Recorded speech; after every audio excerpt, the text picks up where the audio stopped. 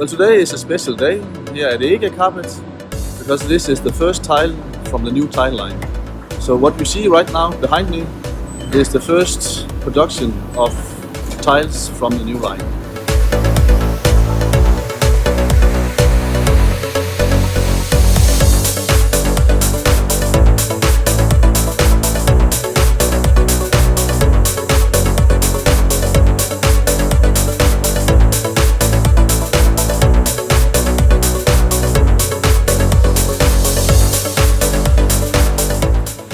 So this is tile line number 2 that's starting up today, and this has been built because we cannot follow the production demand for tiles.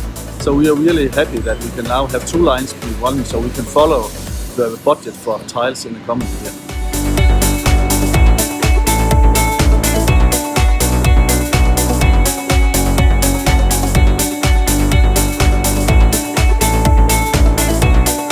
This has been a huge process from the beginning with drawings and planning, and this has also been a new building, so we have been working on that for several years.